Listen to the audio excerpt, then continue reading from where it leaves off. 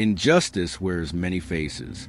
Sometimes it's cloaked in police badges. Other times, it hides behind courtrooms, behind suits, behind silence. But the cruelest face of injustice is certainty without truth. Welcome to Black Crime's Diary, the channel where we uncover the dark corners of the justice system, shed light on wrongfully convicted black men and women, and tell the stories the world forgot or chose to ignore. If you're new here, hit that subscribe button, tap the notification bell, and stay till the end, because what you're about to hear will challenge everything you think you know about justice in America. Tonight's story takes us to Kansas City, Missouri. The year was 1978. A triple homicide had just rocked the local community. But within days, without physical evidence, without fingerprints, without even a motive, a 19-year-old black man named Kevin Strickland was arrested. He would spend the next 43 years behind bars for a crime he did not commit.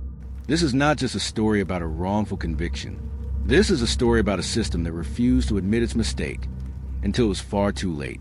The night of April 25th, 1978, started like any other on Springfield Avenue, a narrow, worn-out stretch of Kansas City with a smell of fried chicken mingled with exhaust fumes, and neighbors sat on porches swapping gossip.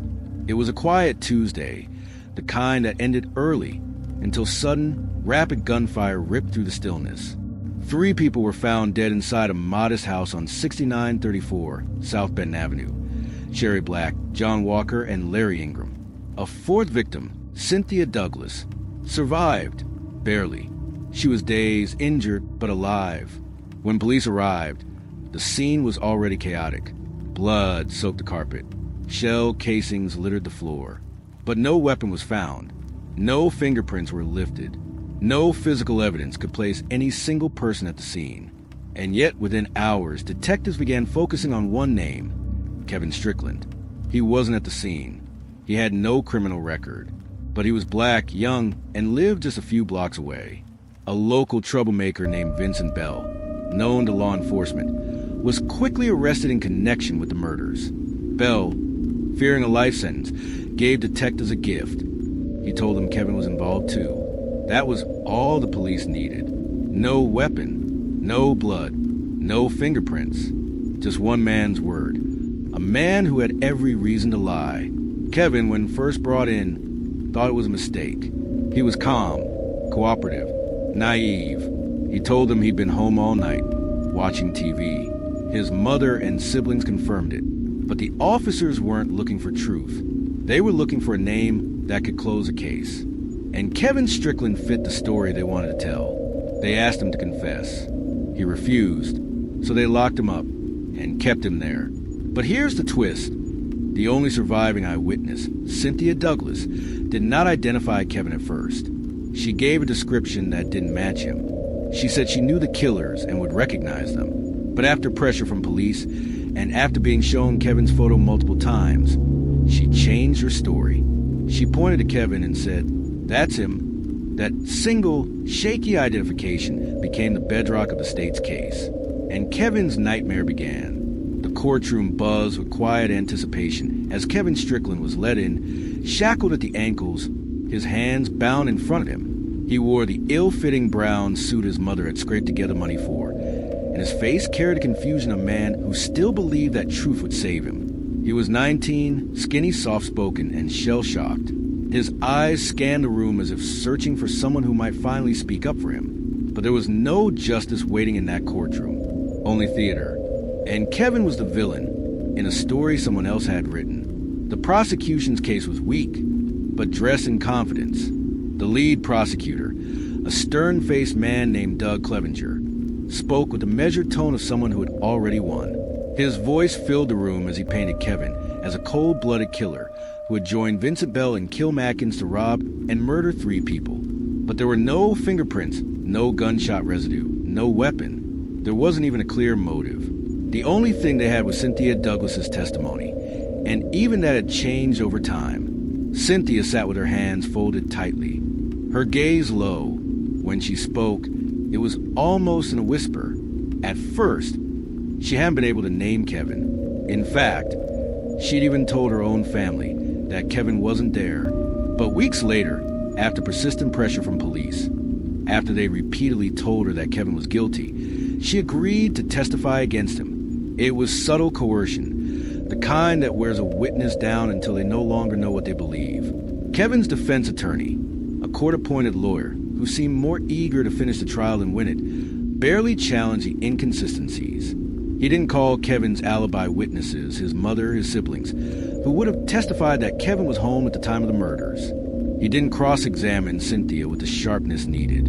And when Kevin asked him why, he simply said, "They're not going to believe you anyway." The trial lasted less than a week. The jury? 11 white jurors, 1 black juror. They deliberated for days. And when they returned, it was a hung jury.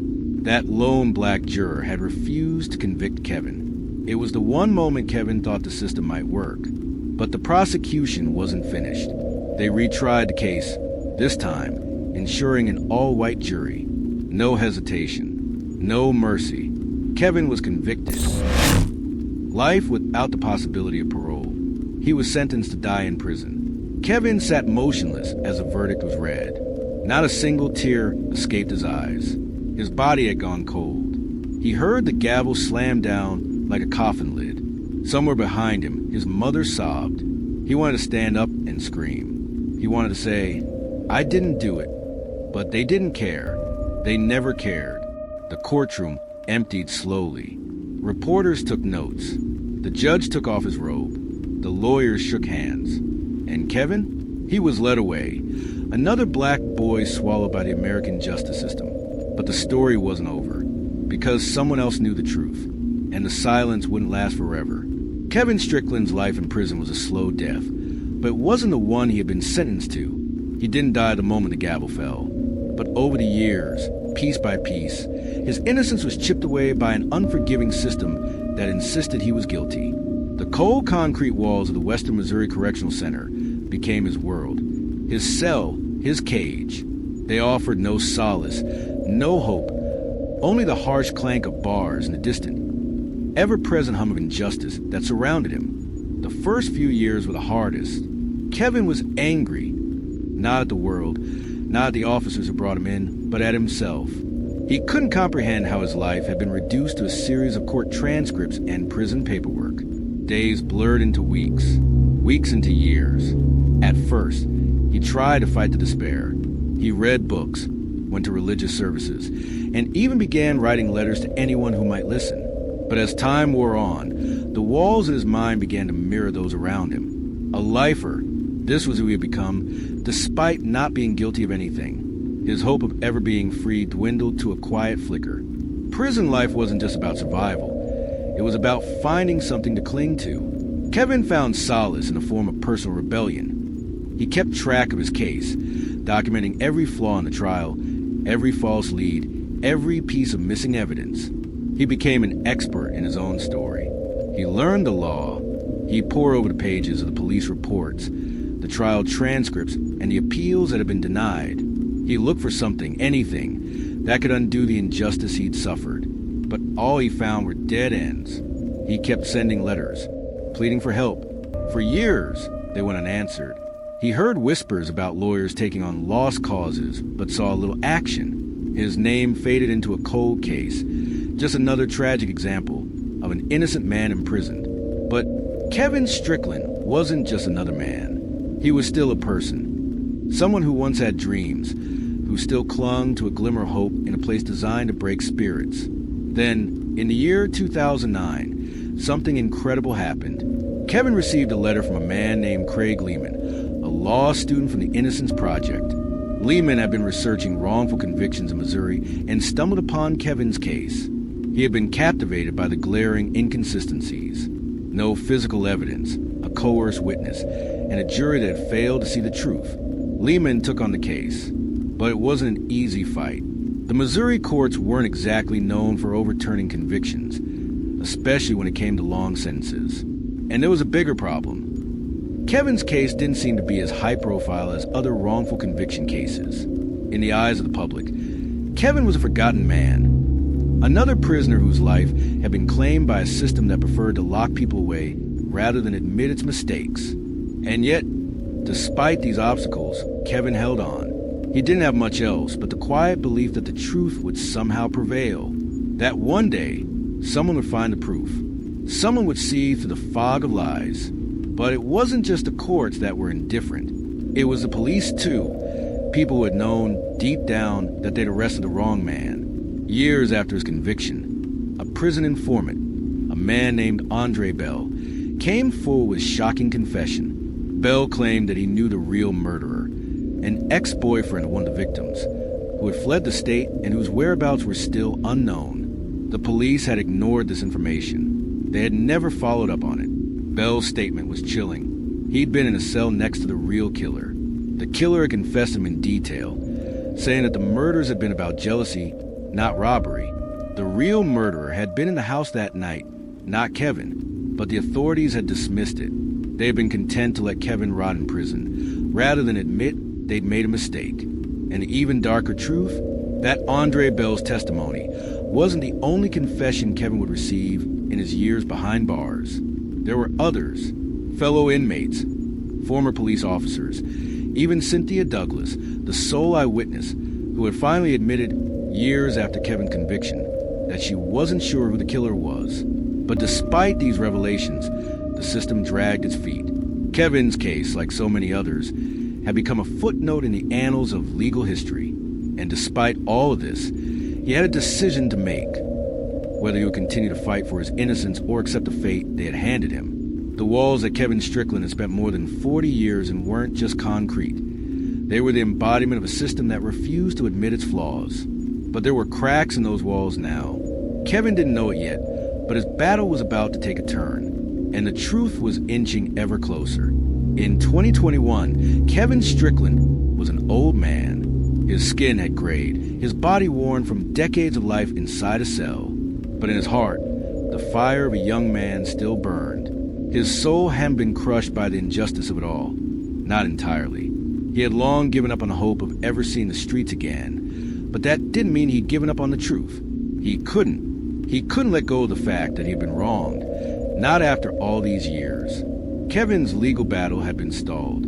Time was running out. But then, in a turn of fate as unexpected as it was explosive, a new prosecutor, one with a fresh outlook and a sense of accountability, took a look at his case. Her name was Jean Peters Baker, and she wasn't like the others. She wasn't interested in protecting a flawed conviction. She wasn't concerned with the case being closed. She wanted to know the truth. And when she began looking at Kevin's case, she found the cracks, the ones that had been ignored for over 4 decades.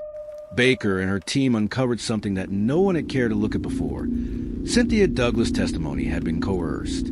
After years of pressure from law enforcement, she had given a statement that was forced. She had no recollection of Kevin's involvement in the crime. But that wasn't enough for the police. They wanted a conviction. They wanted to close the case. It was then, as the case was being reviewed, that they found something even more explosive. The police report from the original investigation included notes that had been buried in the file. Notes about an alternate suspect, someone the detectives had never followed up on. This man had been a former lover of one of the victims and had a long history of violence. He had disappeared shortly after the murders.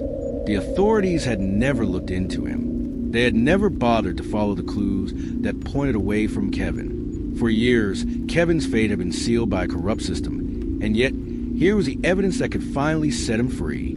Jean Peters Baker and her team worked tirelessly. The case had been a political hot potato for so long, but now it was about seeking justice, not political gain. The truth was bubbling to the surface. It was only a matter of time before the floodgates opened. In November 2021, a year after she took on his case, Kevin Strickland was exonerated. The decision came in a courtroom that, for Kevin, was a moment too long in the making. He stood, his hands trembling, as the judge read the verdict. All charges against Kevin Strickland are hereby dropped. His conviction is vacated. For the first time in over 4 decades, Kevin was a free man. The courtroom erupted in applause. But Kevin didn't hear it. His mind was on the years lost, years that would never come back. He thought of the family and friends he had lost. He thought of the people who had told him to give up, who said that justice never worked for black men like him. But most of all, he thought of the life he'd been robbed of, a life that, for too long, had been held captive by the ignorance and indifference of a broken system. The reporters were waiting outside. The cameras flashed as Kevin emerged from the courthouse, a free man for the first time in 43 years. His mother, now a frail woman in her 70s, was there.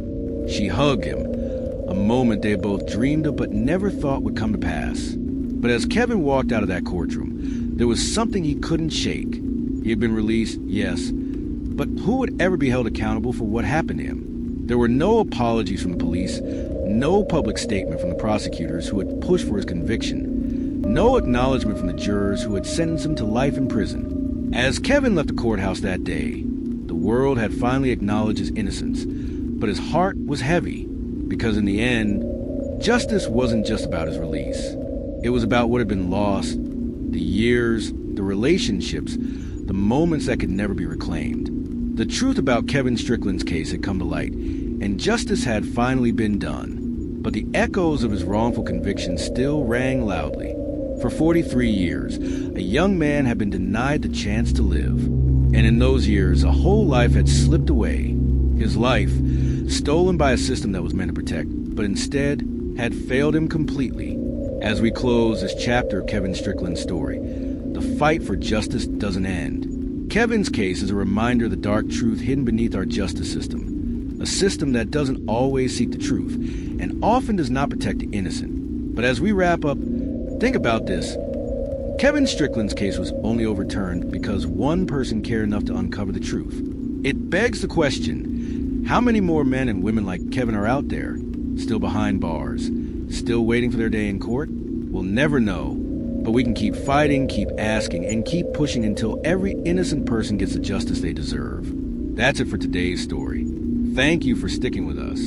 If you found this story powerful, leave a comment, hit that like button, and subscribe to Black Crimes Diary for more shocking true crime stories that challenge the very essence of justice.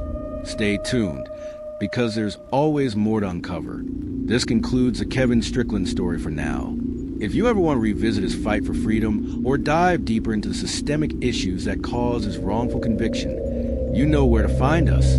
Thank you for watching.